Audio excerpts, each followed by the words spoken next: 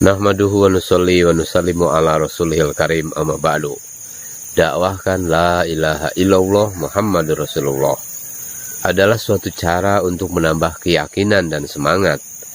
Apabila kita dapat mengubah keyakinan di dalam hati kita, maka Allah Subhanahu wa Ta'ala akan memberikan surga yang besarnya berlipat kali lebih besar daripada langit dan bumi.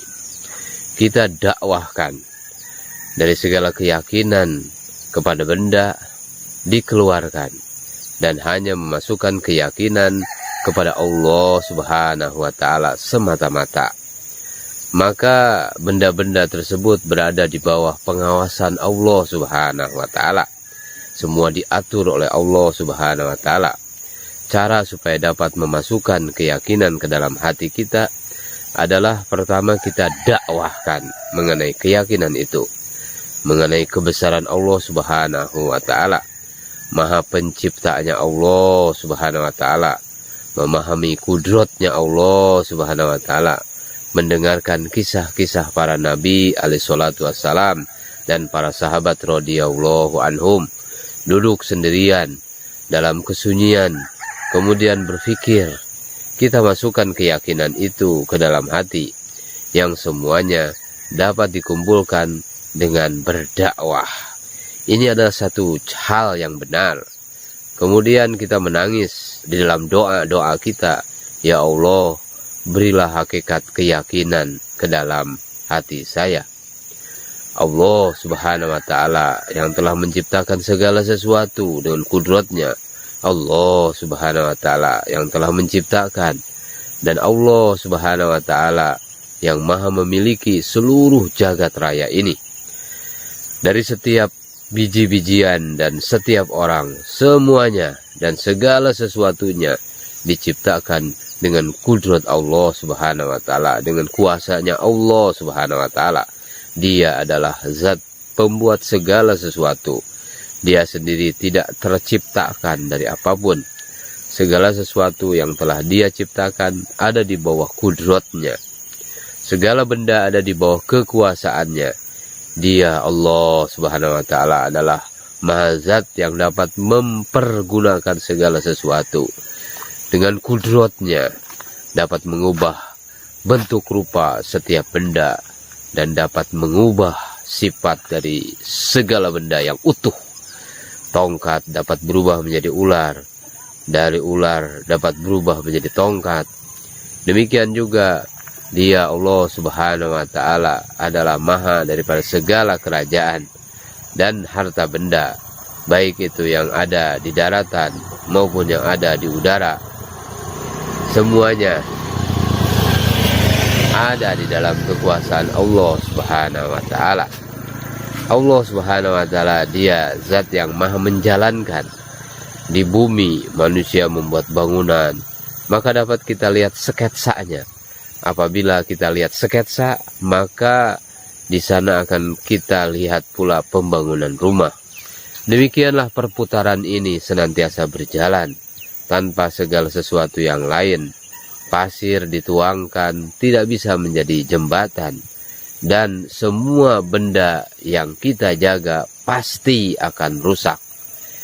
Cara mengambil faedah dari kudrat Allah Subhanahu wa Ta'ala, bagaimana kita menciptakan hubungan dengan Allah Subhanahu wa Ta'ala, zat Allah Subhanahu wa Ta'ala yang maha tinggi, dan langsung kita mendapatkan manfaat dari kudratnya. Oleh karena itu Rasulullah Sallallahu Alaihi Wasallam dengan perintah Allah Subhanahu wa Ta'ala membawa cara sunnah. Apabila cara sunnah itu ada di dalam setiap kehidupan kita, maka Allah Subhanahu wa Ta'ala akan memberikan kejayaan kepada setiap langkah-langkah kita. Hadirin dimuliakan Allah Subhanahu wa Ta'ala. Allah Subhanahu wa Ta'ala telah memberikan cara kepada kita untuk menyelesaikan masalah dunia dan akhirat kita, yaitu dengan cara kehidupan Rasulullah Sallallahu Alaihi Wasallam. Bagaimana cara tersebut diterapkan dalam kehidupan kita? Untuk itu kita harus melakukan usaha. Caranya dalam usaha ini yaitu mengumpulkan orang-orang yang ada di kampung menuju masjid. Melalui jaulah kita buat silaturahmi. Setelah sholat maka kita adakan iklan, pemberitahuan kepada mereka supaya orang-orang kampung itu duduk agar tidak keluar dari masjid. Kita berikan pengumuman yang tidak ada keperluan yang mendesak. Mengumandangkan iklan ini adalah penduduk setempat yang terpandang atau imam masjid. Apabila mereka tidak ada, maka salah seorang dari anggota jamaahnya yang melakukannya. Setiap melakukan suatu amalan, kita harus mempunyai tekad bahwa amalan itu hanya semata-mata karena Allah Subhanahu wa Ta'ala. Amalan-amalan tersebut jangan dimaksudkan untuk mendapatkan keuntungan pribadi atau keuntungan dunia. Apabila kita beramal walaupun sedikit untuk mendapatkan keridhaan Allah Subhanahu wa Ta'ala, maka sangat besar pahala yang akan diberikan oleh Allah Subhanahu wa Ta'ala kepada kita. Dan tanpa amalan yang kecil ini bisa juga tidak menjadi sebab terbentuknya amalan-amalan yang besar. Untuk meluruskan niat kita, maka kita harus menyampaikan dakwah kepada orang lain dengan jalan berpikir untuk membetulkan niat dan membangkitkan semangat, akan melatih kontrol niat kita sebelum dan setelah beramal. Katakan dalam hati, saya beramal ini hanya semata-mata untuk mendapatkan keridhaan Allah Subhanahu wa Ta'ala.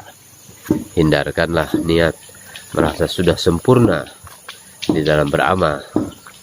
Apabila terjadi hal seperti itu, maka hendaknya kita bertobat dan beristighfar, menangis kepada Allah Subhanahu wa Ta'ala untuk memohon sifat ikhlas. Sifat Rasulullah Shallallahu Alaihi Wasallam dalam kehidupan beliau dan sifatnya di dalam kerja agama, maka sifat itu adalah tabligh. Tingkatan yang pertama adalah kekuatan, dan segala sesuatu tidak dikeluarkan atau digunakan kecuali di jalan Allah Subhanahu wa Ta'ala. Sejauh mana hal ini dapat kita hasilkan? Ini ringkasnya. Kesempurnaannya adalah segala sesuatu kita keluarkan demi yang ma'ruf dan kita tinggalkan karena hal itu mungkar. Masya Allah. Kita anggap kebaikan sebagai perbuatan dosa sehingga menyebabkan kita menangis karenanya dan menutup pintu dari segala perbuatan dosa. Kekuatan dari seluruh ibadah dapat kita hasilkan dengan berdoa. Sifat dari orang yang sedang melakukan kerja tabligh, yaitu setiap amalannya harus disesuaikan dengan sifat-sifat tabligh. Orang-orang memahami hanya kehidupan, orang-orang memahami bahwa kehidupan terbentuk di pertanian, perkebunan, dan lain sebagainya. Tetapi Allah Subhanahu wa Ta'ala telah menghancurkan pertanian dan perkebunan kaum Saba. Sebaliknya, Ismail alaihissalam berada di dalam hutan di mana tidak ada pertanian dan perkebunan, tetapi ia tetap terpelihara. Hari ini keyakinan kita terletak pada kekuatan angkatan bersenjata. Salam. Padahal Allah Subhanahu wa Ta'ala menghancur leburkan pasukan Abraha yang kuat dengan dikirimnya burung-burung yang kecil-kecil. Semua dimaksudkan adalah untuk membetulkan keyakinan yang salah. Saudara-saudara yang dimuliakan Allah Subhanahu wa Ta'ala, dunia dan segala sesuatu yang ada di dalamnya serta seluruh bentuk rupa, dari mulai rumput sampai bom atom dan roket dan juga nuklir dan juga semua kekuatan seluruh pemerintahan berada di bawah kudrat Allah Subhanahu wa Ta'ala. Benda-benda ini bukanlah kudrat, melainkan yang tersalurkan dari kudrat ilahi. Dan semua benda itu tidak kekal. Sebaliknya, kudrat Allah Subhanahu wa Ta'ala adalah kekal abadi. Allah Subhanahu wa Ta'ala membentuk kehidupan dari benih-benih, dan Dia juga yang menumbuhkannya. Allah Subhanahu wa Ta'ala yang memberikan kemuliaan, juga yang memberikan kehinaan. Kesimpulannya, segala sesuatu terjadi bukan atas dasar benda-benda, tetapi atas dasar perintah Allah Subhanahu wa Ta'ala dan kudrat Allah Subhanahu wa Ta'ala. Kehendak la ilaha illallah adalah bahwa selain dari Allah Subhanahu wa Ta'ala, segala sesuatu tidak akan terjadi dan tidak dapat berbuat apa-apa. Hanyalah Dia, Allah Subhanahu wa Ta'ala, yang dapat melakukan segala sesuatu. Dengan kebesaran dan kemuliaan Allah Subhanahu wa Ta'ala akan terjadi apabila kehidupan kita dan seluruh benda ikut ke atas cara Rasulullah Shallallahu Alaihi Wasallam. Kudrat Allah Subhanahu wa Ta'ala sangat mutlak. Apabila ingin memberikan pengaruh kepada suatu benda, maka akan dapat terlihat Allah Subhanahu wa Ta'ala Maha berkuasa. Apabila Dia, Allah Subhanahu wa Ta'ala, menginginkan suatu benda berubah, maka berubahlah atau mengubah sesuatu wujud tanpa rupa. Maka dengan kudrat dan perintah Allah Subhanahu wa Ta'ala, sesuatu itu akan terjadi. Dan Dia, Allah Subhanahu wa Ta'ala, Maha Qadir, Maha berkuasa. Apabila Dia ingin memberikan pengaruh kepada suatu benda, maka dapat terlihat dia dapat menginginkan air menenggelamkan dan juga bisa menyelamatkan dengan kehendak Allah Subhanahu wa Ta'ala. Api juga bisa bersifat panas, membakar, tetapi juga dapat menyelamatkan. Makanan dapat mengenyangkan perut, tetapi bisa juga tidak mengenyangkan perut.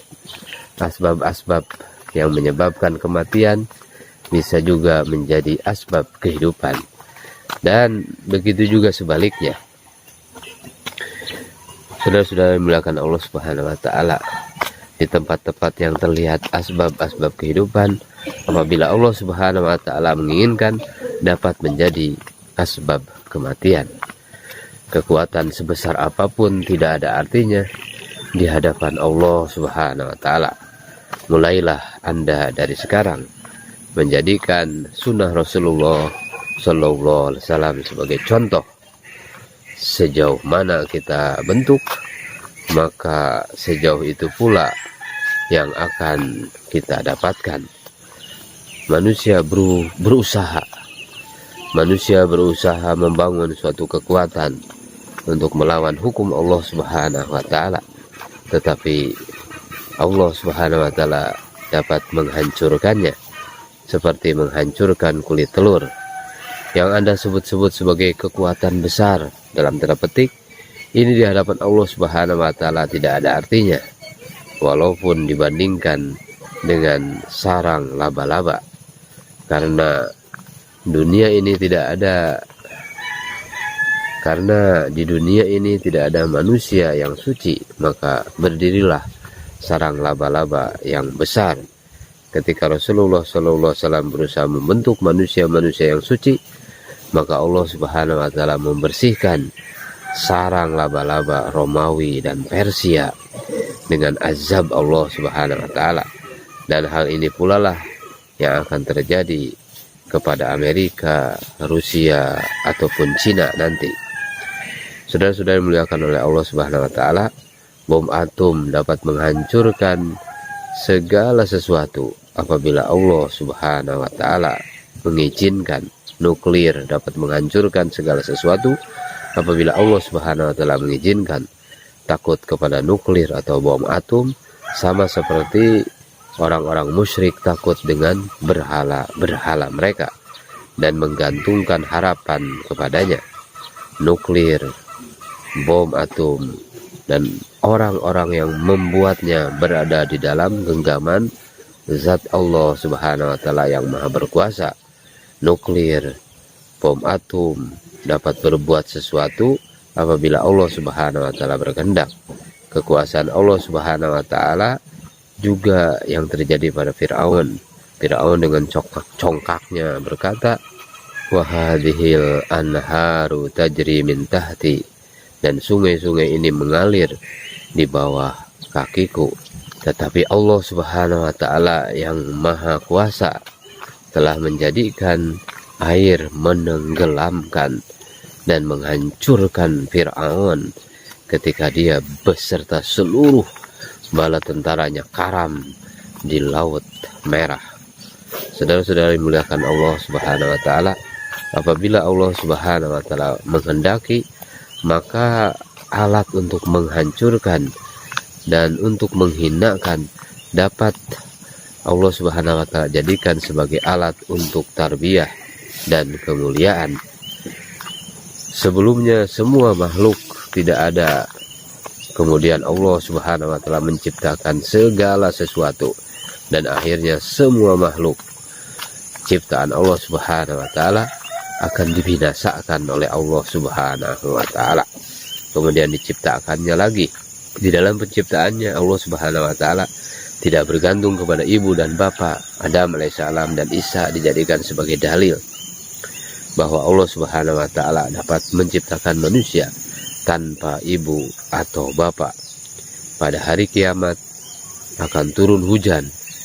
Pada saat itu manusia akan bangkit kembali dari dalam tanah seperti pohon anggur yang merambat.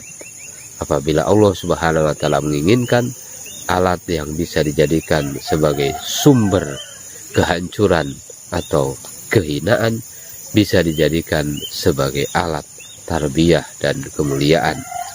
Api bagi Nabi Ibrahim alaihissalam, perut ikan bagi Nabi Yunus alaihissalam, hutan lebat yang dijadikan tempat perlindungan bagi Nabi Ismail alaihissalam, penjara bagi Nabi Yusuf alaihissalam, gua Thur yang dijadikan sebagai tempat keselamatan bagi Rasulullah Shallallahu Alaihi Wasallam. Semuanya dijadikan sebagai tempat tarbiyah dan kemuliaan. Penyebab utama untuk meluruskan kesendirian dan keluarga saya, yakni bahwa dunia ini dijadikan sebagai darul asbab, tetapi bagi kejayaan, ketenangan, kemuliaan, kecintaan, kekuatan, dan seluruh keadaan, baik bagi seluruh manusia atau kelompok atau perorangan, sebab utamanya adalah amal yang diajarkan atau dikeluarkan oleh Rasulullah Shallallahu Alaihi Wasallam. Apabila seseorang atau keluarga atau lapisan masyarakat suatu kaum atau suatu kerajaan, pemerintah menyempurnakan amalan-amalan Rasulullah Shallallahu Alaihi Wasallam, maka Allah Subhanahu wa Ta'ala berjanji akan memuliakannya, baik ia mempunyai asbab ataupun tidak mempunyai asbab. Saudara-saudara sekalian yang dimuliakan Allah Subhanahu wa Ta'ala, jadikanlah kamu berjalan di muka bumi ini seperti matahari yang memancarkan cahayanya ke atas dunia, dan nur kamu adalah iman di dalam hati, serta mendakwahkan agama dengan amal, dengan akhlak, dengan ikhlas seperti Rasulullah Shallallahu Alaihi Wasallam. Di dalam matahari terdapat 3 sifat, yaitu pertama berjalan, membawa cahaya. Yang kedua terus-menerus berjalan. Yang ketiga tidak mengambil keuntungan dari setiap benda yang dia sinari. Saudara-saudara yang dimuliakan Allah Subhanahu wa Ta'ala, seharusnya keadaan kita seperti itu juga, berjalan, memancarkan cahaya, terus menerus berjalan. Jadikanlah hal itu sebagai dasar untuk mengerjakan usaha dakwah tanpa mengambil keuntungan. La as'alukum alaihi ajra Tidak sekali-kali aku meminta balasan kepada kalian. Agama hanya akan bersinar dengan dakwah. Agama hanya akan bersinar dengan berkorban di jalan Allah Subhanahu wa Ta'ala. Agama akan bersinar dengan doa.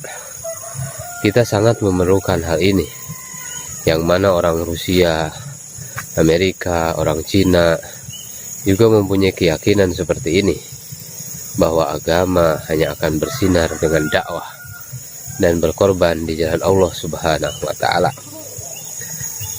Setelah berkorban kemudian berdoa.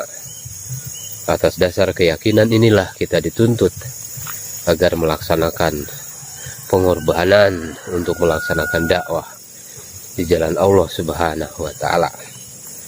Mari kita melihat kudrat Allah Subhanahu wa Ta'ala. Kita akan senantiasa melihat kun fayakunnya Allah Subhanahu wa Ta'ala, zat yang maha tinggi, dengan harapan dan keyakinan terhadap hidayah Allah Subhanahu wa Ta'ala. Tetapi barang siapa yang di hatinya ada cap materai, maka oleh karenanya jalan hidayah akan terhenti. Berikan doa kehancuran baginya. Kemudian apabila demikian, apakah pintu hidayah akan dibuka, ataukah seperti yang terjadi pada Fir'aun, Shaddad, Namrud, Haman? Saudara-saudara sekalian, jalan ini bukan jalan pemerintahan, bukan jalan kerajaan, dan bukan jalan mencari harta benda. Barang siapa yang dengan ikhlas berkorban untuk agama, maka pada suatu hari nanti pangkat dan harta benda akan datang mengikutinya, di mana hal itu merupakan ujian yang sangat besar. Namun barang siapa yang pandangannya melihat kepada pemerintah, pandangannya melihat kepada kerajaan, pemerintahan, harta benda, kekuasaan, pangkat, jabatan, maka pahamilah bahwa ia telah mengganti kerja agama dengan pangkat dan kekayaan harta benda. Ia seolah-olah telah menghancur leburkan segala yang dia upayakan. Sebaliknya, apabila pandangannya melihat tidak tertuju kepada pangkat, tidak tertuju kepada kekuasaan, harta benda, jabatan, posisi, ia korbankan semua itu untuk keluar di jalan Allah Subhanahu wa Ta'ala, maka pada suatu hari nanti ia akan menjadi orang besar, sehingga akan menyebabkan petinggi-petinggi negara dan menteri-menteri datang kepadanya, serta mereka juga akan ikut untuk keluar di jalan Allah Subhanahu wa Ta'ala. Jalan Rasulullah Shallallahu Alaihi Wasallam adalah jalan dakwah, jalan pengorbanan, bukan jalan kekuasaan, bukan jalan harta benda. Saudara-saudara sekalian yang dimuliakan Allah Subhanahu wa Ta'ala, merupakan satu pemahaman yang salah apabila seseorang menganggap bahwa jika ia telah memiliki kekuasaan, telah memiliki posisi dan jabatan, harta benda, maka dengannya Islam akan berkembang. Ini adalah pemikiran yang salah. Ini jelas pemikiran yang tidak benar, bahwa Islam akan berkembang apabila kita sudah memiliki kekuasaan, apabila kita sudah memiliki harta benda. Justru sebaliknya, orang yang memiliki kekuasaan dan harta benda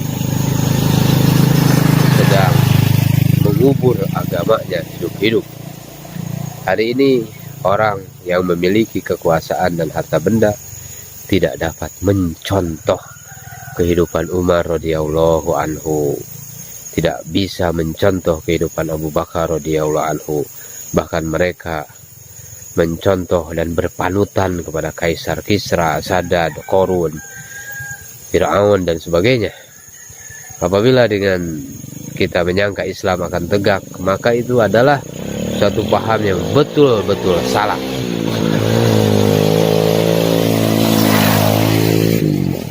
Apabila kita melihat mereka, maka hati kita harus mengatakan bagaimana Allah Subhanahu wa Ta'ala akan menghidupkan kembali setelah memberikan kematian kepadanya. Sampai kapanpun Islam hanya dapat berkembang dengan pengorbanan. Hal itu pun terjadi pada zaman sekarang, bahwa Islam hanya berkembang dengan satu jalan saja, yaitu dengan pengorbanan. Apabila Islam telah berkembang, maka perkembangannya akan meluas sampai kepada wilayah musuh Islam di sekelilingnya. Apabila orang-orang Islam sudah tidak mau berkembang, maka kehebatan dan kekuatan Islam akan terhapus. Di dunia ini, manusia berusaha untuk memperoleh dua hal, yaitu pertama, berusaha untuk memperoleh benda-benda, memperoleh dan mendapatkan benda-benda dunia. Dan yang kedua, berusaha untuk memperbaiki dirinya sendiri.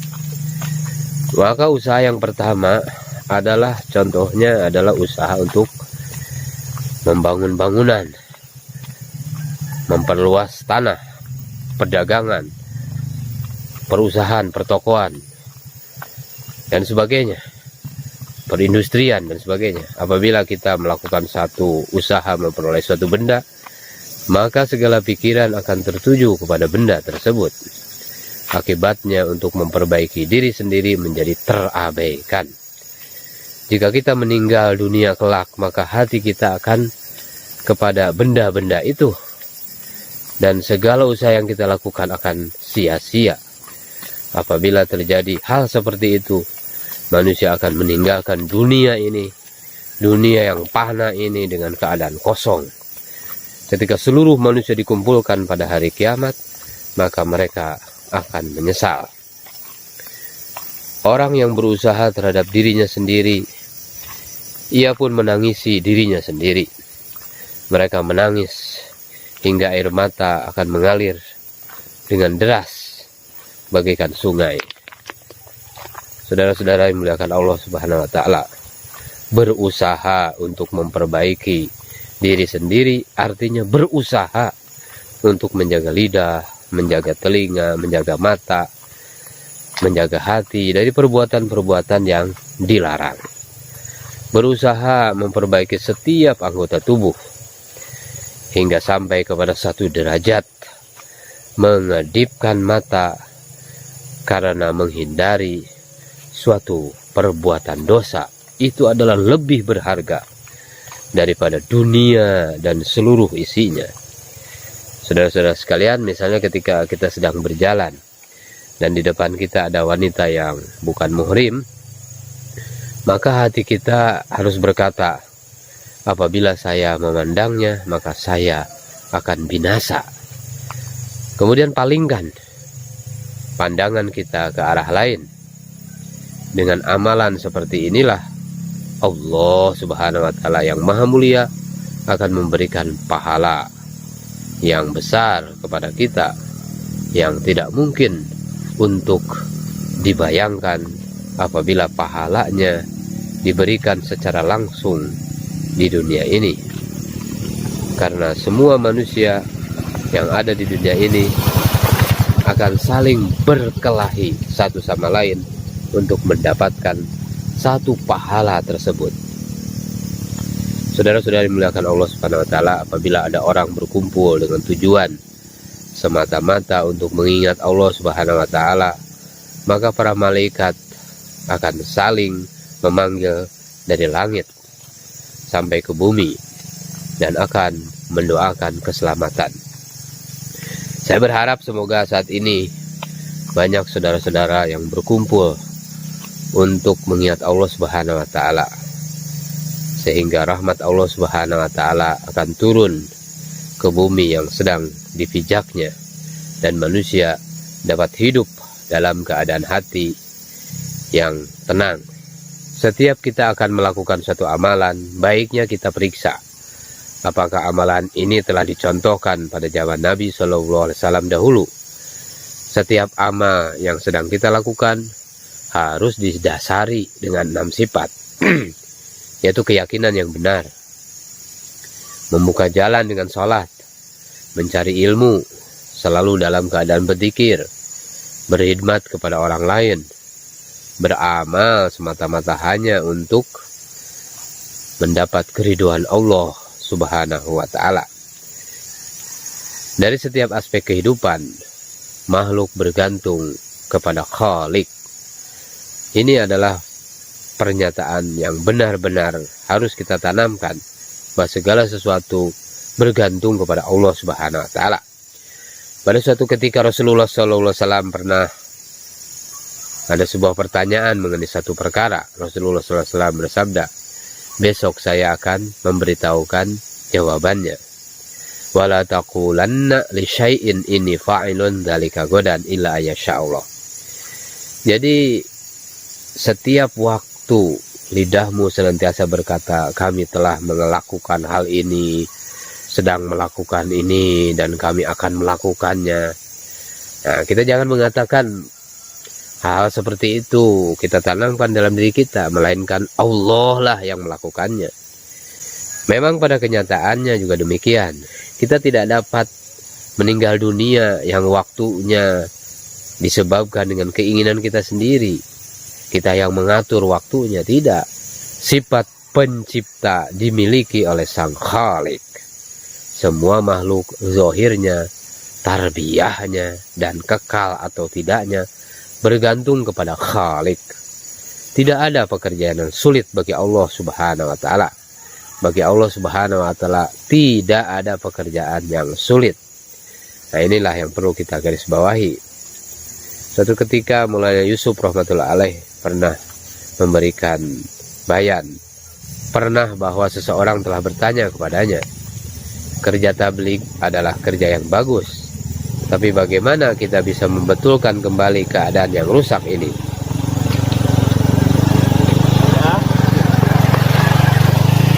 Beliau menjawab, apabila yang melakukannya Anda atau saya atau suatu jamaah, mungkin hal itu mungkin tidak bisa. Tetapi apabila Allah Subhanahu wa ta'ala yang melakukannya, apakah ini tidak mungkin juga? Apakah kamu bertanya bagaimana Allah Subhanahu wa ta'ala melakukannya? Saudara-saudara yang memuliakan Allah Subhanahu wa ta'ala, Allahu Akbar. Maka kita dengan keluar di jalan Allah Subhanahu wa ta'ala, kita juga memperbaiki iman, amal, dan juga memperbaiki akhlak kita. Selama akhlak kita tidak baik, bagaimana akan menyebarkan agama kepada orang lain? Apabila keyakinan kita kepada Allah belum sempurna, ibadah kita belum sesuai dengan contoh Rasulullah SAW, akhlak belum mulia, maka pada saat itu kita belum bisa menyebarkan agama kepada orang lain. Mempelajari sedikit suluk untuk kekuatan diri bukan memperbaiki akhlak.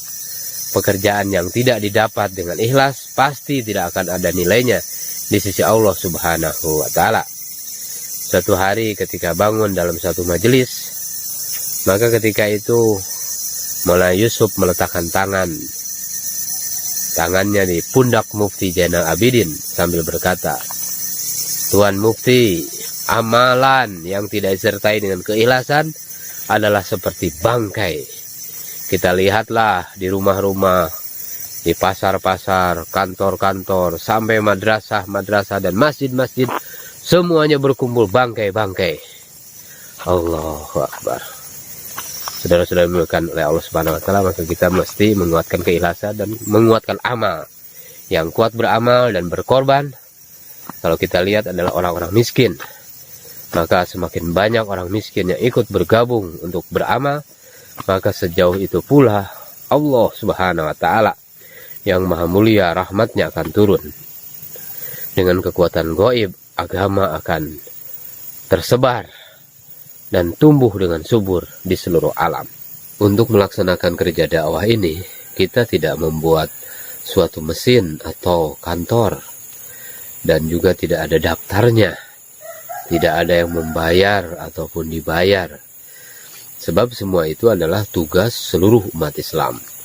Kita tidak membentuk atau membangun cara baru, atau membangun jamaah baru, atau memisahkan diri dari cara yang lama.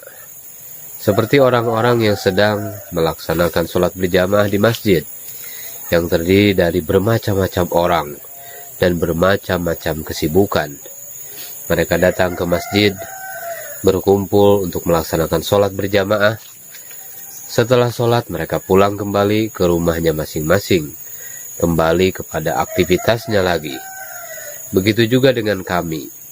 Kami senantiasa menyeru kepada saudara-saudara semua, sisihkanlah sedikit waktu luang dari aktivitas di rumah atau kesibukan sehari-hari untuk belajar. Untuk belajar apa? Belajar kerja dakwah. Untuk berlatih kerja dakwah. Setelah kembali ke rumah atau pekerjaannya masing-masing, maka berbuatlah sesuai dengan kaidah dan cara yang sudah ditentukan. Apabila Anda berhasil melakukan usaha ini, maka ahli-ahli ilmu pengetahuan di seluruh dunia ini akan mendatangi Anda untuk mempelajari usaha dakwah ini. Dan apabila Allah Subhanahu wa Ta'ala menginginkannya, maka Anda akan dijadikan oleh Allah Subhanahu wa Ta'ala imam di atas permukaan bumi ini. Saudara-saudara sekalian, semua benda yang dapat kita lihat terjadi dengan perintah Allah Subhanahu wa Ta'ala. Coba kita lihat semua yang kita lihat ini, Masya Allah, pemandangan indah sekali ini. Segala makhluk yang terlihat tidak tercipta dengan asbab benda-benda, melainkan tercipta dengan hukum dan perintah Allah Subhanahu wa Ta'ala. Hakikat pikiran kita telah terbentuk seperti itu. Oleh karena itu, marilah kita mengubah kehidupan dari yakin kepada kebendaan menjadi kepada doa-doa. Karena walaupun berat dan besar suatu masalah, Allah Subhanahu wa Ta'ala yang Maha Suci dengan kudratnya, dengan kekuasaannya yang sempurna, dapat membuat masalah tersebut menjadi mudah. Saudara-saudara sekalian, tidak ada hubungan nasab yang dengannya mendekatkan diri kita kepada Allah Subhanahu wa Ta'ala, kecuali kita mengikuti tertib-tertib, mengikuti usul-usul dan tatanan yang benar, ikut perintah Allah dan sunnah Nabi SAW. Apabila kita bersedia mengorbankan nafsu diri kita untuk agama, maka pasti umat akan tinggi dan kemuliaan pasti akan didapat. Kemuliaan dan kehinaan tidak berada di tangan Amerika, Rusia, dan Cina, namun ada di dalam genggaman Allah Subhanahu wa Ta'ala. Semua tergantung kepada pelaksanaan usaha kita membina tatanan yang ada, ikut perintah Allah, ikut cara Nabi SAW. Apabila seseorang atau suatu kaum atau satu golongan mengusahakan suatu amal atau usul atau tertib-tertib hingga berhasil, maka usul-usul itu atau tertib-tertib itu akan tersebar. Sebaliknya, apabila ada pihak yang berusaha menghapuskan usul-usul, menghapuskan tertib-tertib atau usul-usul tersebut atau tertib-tertib tersebut akan terhapus. Bani Israel adalah keturunan para nabi. Ketika mereka menghancurkan tertib-tertib, usul-usul, aturan-aturan, maka Allah Subhanahu wa Ta'ala menghancurkannya hingga berkeping-keping. Namun sebaliknya, para sahabat Nabi SAW adalah keturunan para penyembah berhala. Namun karena mereka menghidupkan usul, menghidupkan tertib, amal yang benar, dan menghidupkan amal, maka Allah Subhanahu wa Ta'ala telah menghidupkan amalan pada diri mereka. Di dalam hal ini tidak ada hubungan nasab yang dapat mendekatkan diri kepada Allah Subhanahu wa Ta'ala. Yang ada hanyalah pelaksanaan usul-usul dan tertib-tertib itu. Saudara-saudara sekalian, marilah kita saling memuliakan saudara-saudara muslim kita. Merendahkan orang lain jangan, menghina, membicarakan keburukan orang lain jangan.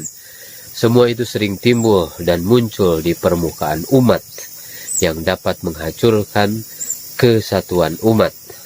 Apabila kita melakukan keburukan-keburukan tersebut, hukumnya adalah haram.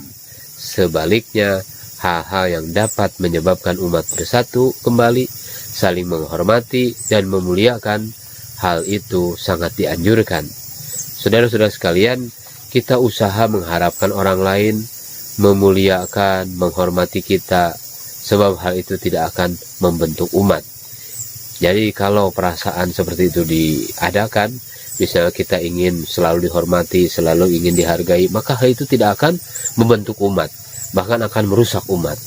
Umat hanya akan terbina apabila setiap orang berkata, saya tidak pantas untuk dihormati.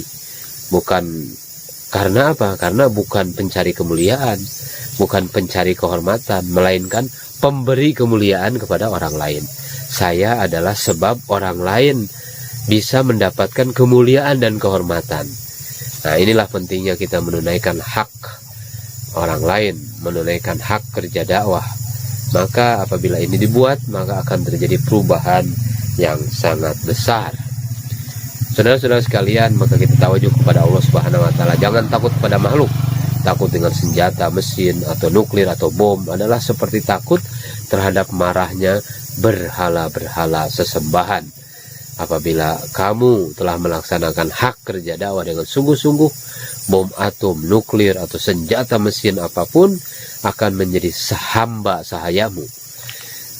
Hamba sahaya kalian itu akan dijadikan, bom atom, mesin, nuklir itu akan menjadi hamba sahaya kalian, dan mereka akan menuruti perintahmu.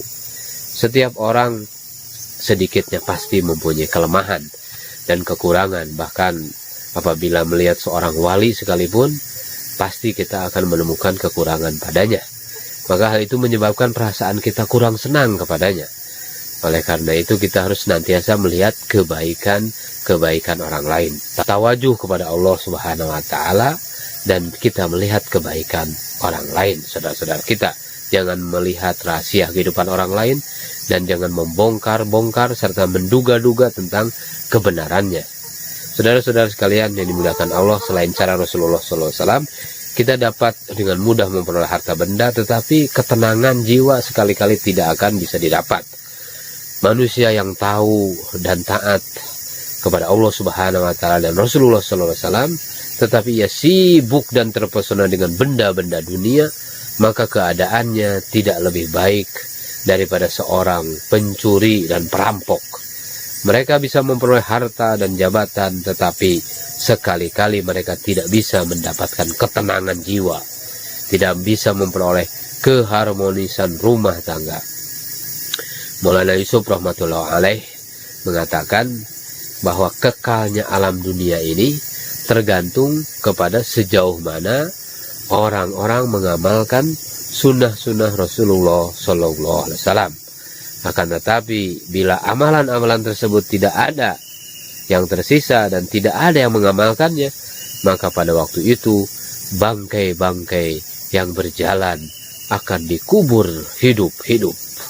Idza sama'u fatarat, apabila langit telah terbelah.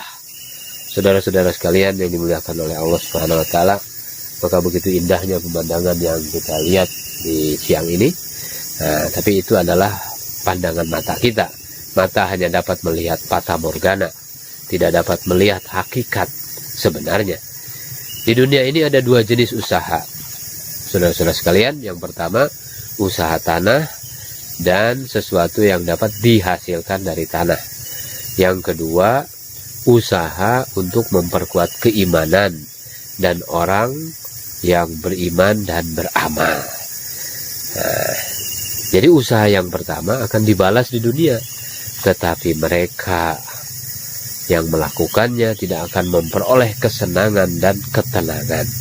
Untuk usaha yang kedua, Allah Subhanahu wa taala akan memberi balasan di dunia dan di akhirat sepenuhnya.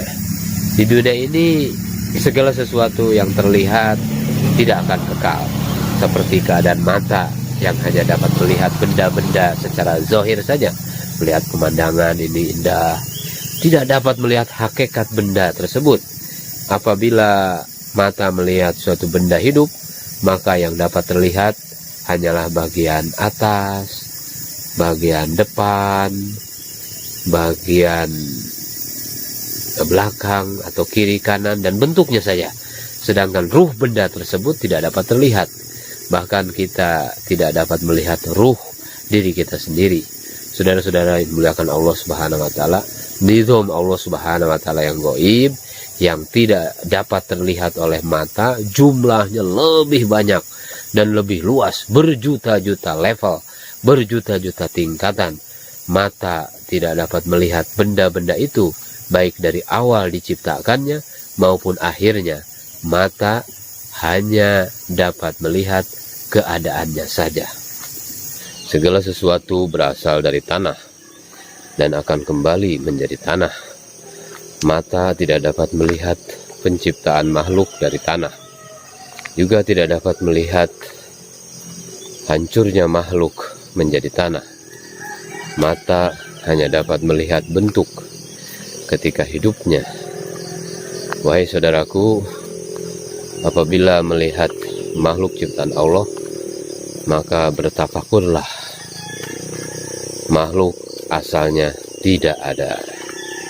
Kemudian dengan kudrat Allah Subhanahu wa taala, Allah Subhanahu wa taala menciptakannya dari tanah menjadi suatu bentuk. Kemudian pada suatu hari semuanya akan menjadi tanah kembali. Pikiran seperti inilah yang harus kita pertanyakan pada diri kita. Disebutkan dalam Al-Quran, minha khalaqnakum wa fiha nu'idukum wa minha nukhrijukum taratan ukhra. Dari tanah kami menciptakan kamu sekalian, dan ke dalam tanah kami mengembalikan kamu sekalian, dan dari tanah pula kami mengeluarkan kalian pada kali yang lain. Dalam setiap rakaat sholat ada 2 sujud. Hikmahnya adalah ketika kita melaksanakan sujud yang pertama, maka ingatlah bahwa kita tercipta dari tanah. Kemudian sewaktu melaksanakan sujud yang kedua, maka ingatlah bahwa kehidupan dunia ini kita akan menjadi tanah kembali, kemudian dibangkitkan dan dipanggil ke hadapan Allah Subhanahu wa taala, serta akan dihisab selama hidup kita di dunia. Pesan para nabi alaihissalatu wassalam adalah bahwa kejayaan manusia serta cara untuk menyelesaikan masalah bukan terletak pada harta, bukan terletak pada pangkat, bukan terletak pada jabatan atau banyaknya pengikut, melainkan di dalam menyempurnakan, melaksanakan perintah-perintah Allah Subhanahu wa taala serta berjuang di jalan Allah Subhanahu wa taala. Di dalam Al-Quran banyak diceritakan tentang kisah para nabi alaihissalatu wassalam. Di antaranya adalah Nabi Nuh alaihissalam dan kaumnya, Nabi Ibrahim alaihissalam beserta Namrud dan kaumnya. Ada juga kisah tentang Musa alaihissalam dengan Fir'aun dan Qarun. Setelah meneliti dan memikirkan kisah-kisah di dalam Al-Quran tersebut, maka kita dapat menarik kesimpulan bahwa banyaknya pengikut, harta benda, dan kekuatan apapun tidak bernilai apa-apa di hadapan Allah Subhanahu wa taala.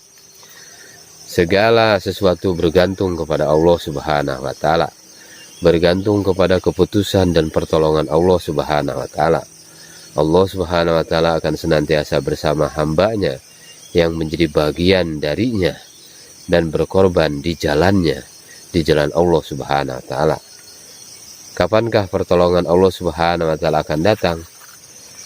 Pertolongan Allah Subhanahu wa taala akan datang bukan disebabkan oleh perorangan, melainkan datang disebabkan oleh amal, disebabkan oleh akhlak, disebabkan oleh sifat manusia itu sendiri. Allah Subhanahu wa taala memberikan pertolongan kepada Rasulullah sallallahu alaihi wasallam, para sahabat radhiyallahu anhum, dan para wali seluruhnya. Pertolongan datang kepada mereka bukan disebabkan oleh jati diri mereka, melainkan dengan asbab amalan, asbab pengorbanan di jalan Allah Subhanahu wa taala, dan asbab usaha mereka di dalam menyebarkan agama.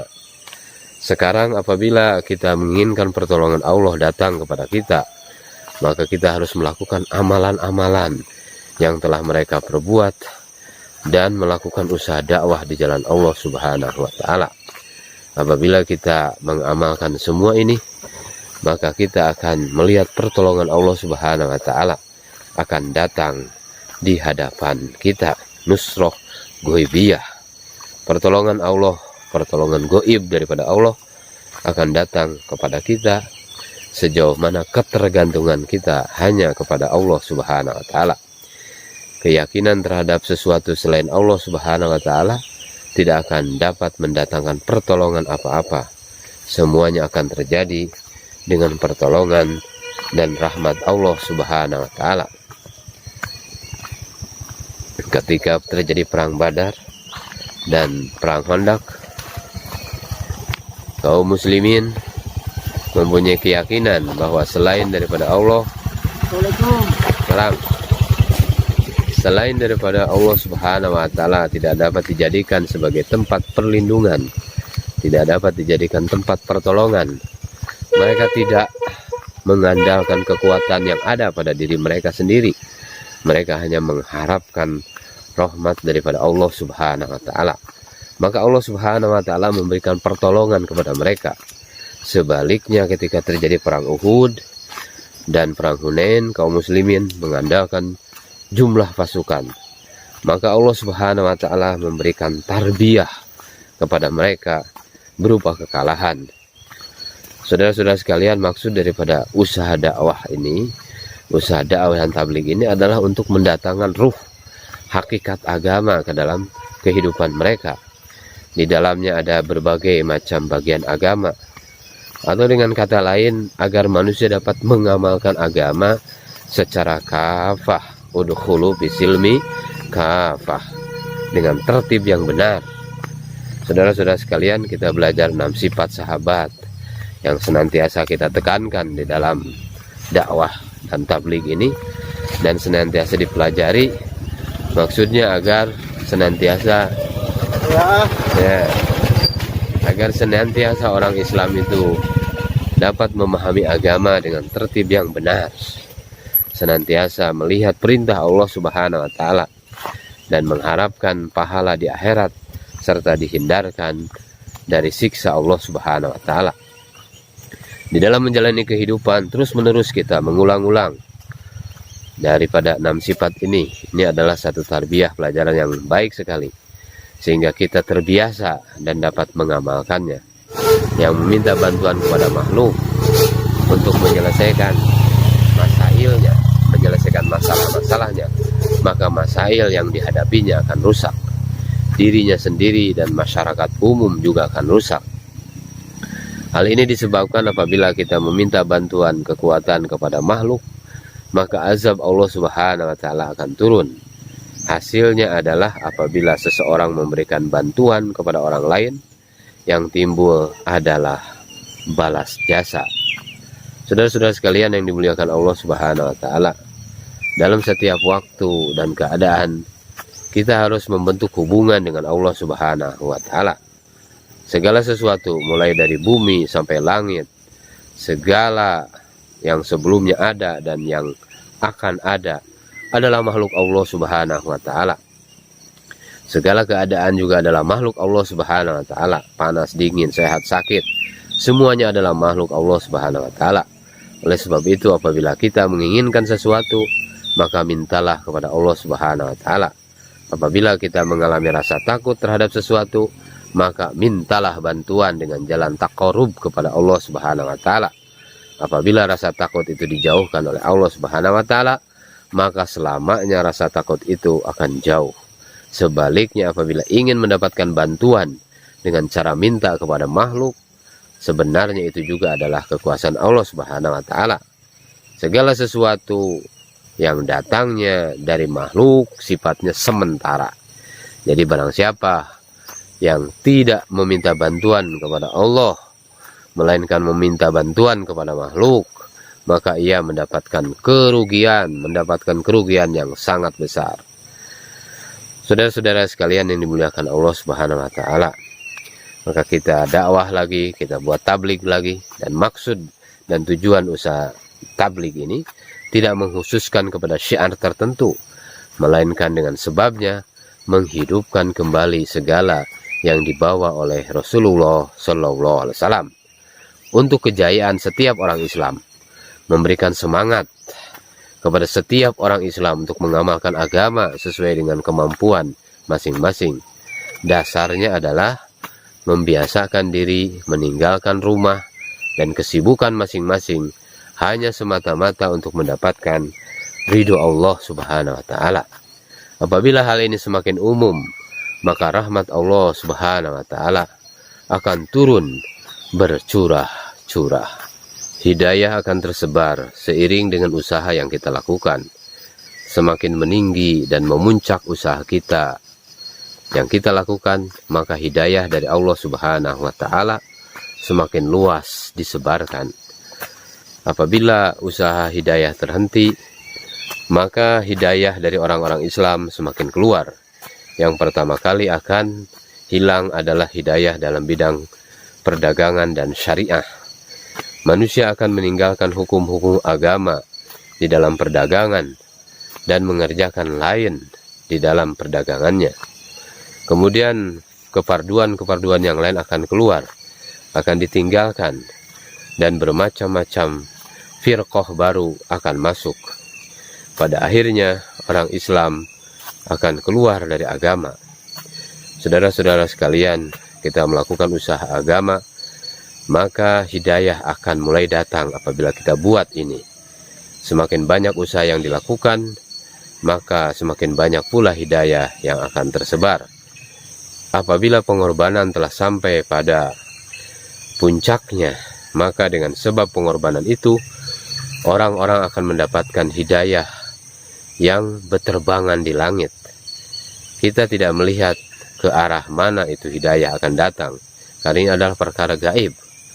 Apabila orang-orang Islam yang sibuk dengan berbagai macam kehidupan tidak bersedia mendengarkan perkataan, pembicaraan mengenai agama, maka bagaimana bisa mereka menerapkan hukum-hukum agama di dalam pekerjaan yang sesuai dengannya? Saudara-saudara yang dimuliakan Allah Subhanahu wa Ta'ala, sebagai ganjaran dari pengorbanan yang Anda lakukan untuk agama, Rasulullah SAW akan berdiri di telaga Al-Kautsar sambil memegang timba untuk diminumkan dengan tangannya sendiri kepada ahli-ahlinya. Hal ini beliau katakan ketika bertemu dengan seorang sahabat Ansor setelah melihat pengorbanan mereka. Maka beliau menjanjikan hal ini. Syaratnya adalah segala sesuatu yang akan diberikan oleh Allah Subhanahu wa Ta'ala setelah bagaimana? Setelah berusaha, maka akan didapatkan, kemudian akan diserahkan. Setelah berusaha, maka akan didapatkan, kemudian akan diserahkan kepada orang lain. Dirinya sendiri tidak mengambilnya. Hal ini sesuai dengan apa yang telah dilakukan oleh Rasulullah SAW. Karena pada zamannya beliau telah berkorban bersama para sahabatnya, dan ketika kenikmatan telah datang, beliau meninggal dunia. Orang yang hanya memandang kepada akhirat, orang seperti inilah yang akan dekat dengan Rasulullah SAW di akhirat nanti. Saudara-saudara sekalian, maka kita belajar keluar di jalan Allah Subhanahu wa Ta'ala. Belajar dengan 3 hari ini keluar di jalan Allah, pahalanya adalah sama dengan 30 hari. Maka kita membuat suasana kerja dakwah di kota kita masing-masing atau di kampung-kampung yang terdekat. Oleh karena itu, setiap masjid harus kita keluar jemaah untuk khuruj 3 hari. Pergi ke kampung terdekat. Setiap bulan kita 3 hari dengan tertib. Man jaa bil hasanati falahu asyru amsalihha. Nah, inilah dasar hukum khuruj 3 hari yang pahalanya sama dengan khuruj 30 hari. Kalau kita keluar 3 hari, ini sama pahalanya dengan khuruj 30 hari. Apabila kita keluar setahun penuh, maka setiap bulannya keluar di jalan Allah Subhanahu wa Ta'ala 3 hari saja, maka di dalam setahun itu akan dihitung selamanya seperti keluar di jalan Allah Subhanahu wa Ta'ala. Kita sempurnakan takaja di dalam negeri kita dan senantiasa mengerjakannya terus-menerus dengan istiqamah. Maka dengan usaha yang kita buat ini, dengan dakwah yang kita lakukan ini, Maka dengan pengorbanan yang terus meningkat dan sampai kepada puncaknya, maka orang-orang kafir pun akan memeluk ke dalam agama Islam. Orang yang sedang melakukan dakwah harus membina keyakinan kepada zat yang dengan kun fayakunnya kerja akan berhasil, yaitu ke atas zat Allah Subhanahu wa Ta'ala.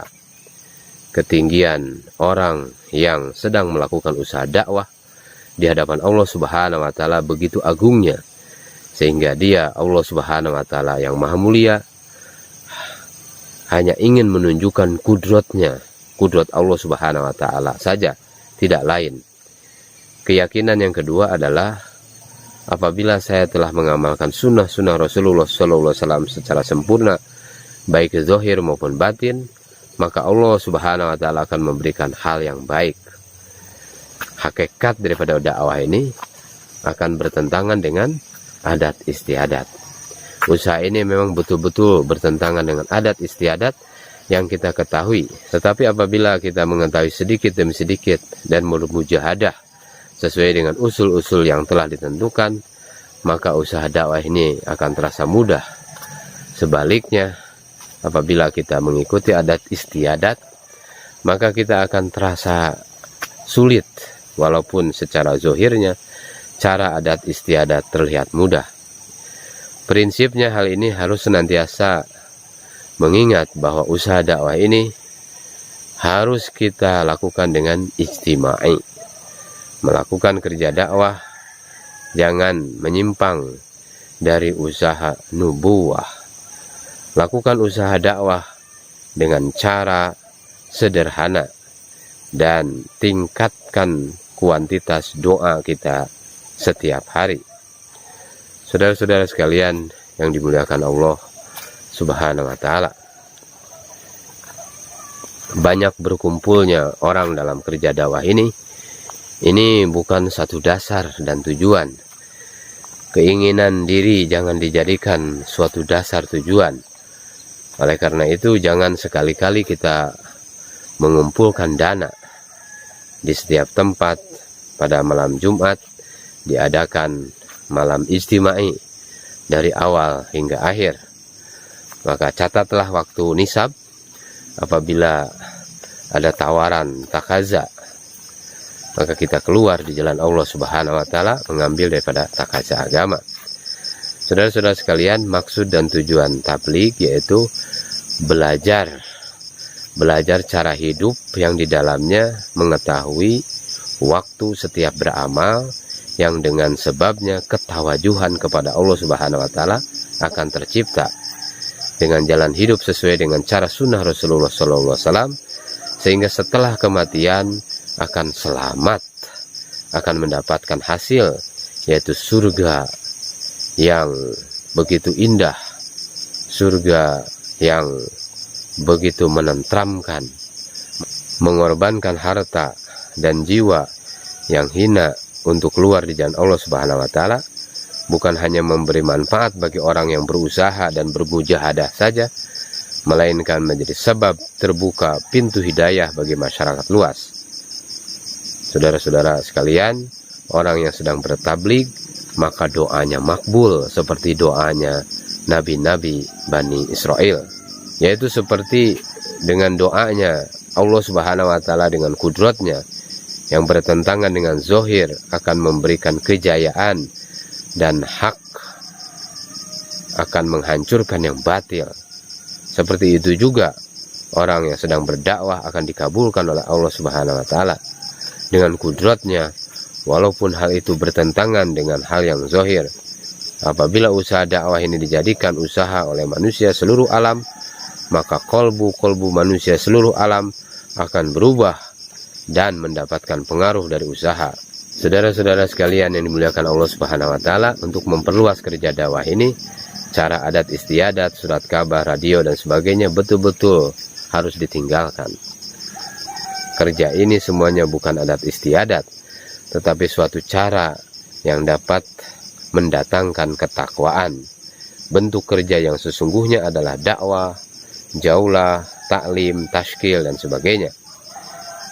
Saudara-saudara sekalian yang dimuliakan Allah Subhanahu wa Ta'ala, Di dalam kerja tabligh ada sedikit tarbiyah yang harus kita lakukan untuk membentuk mahol suasana agama di masjid-masjid tentang sholat yang benar.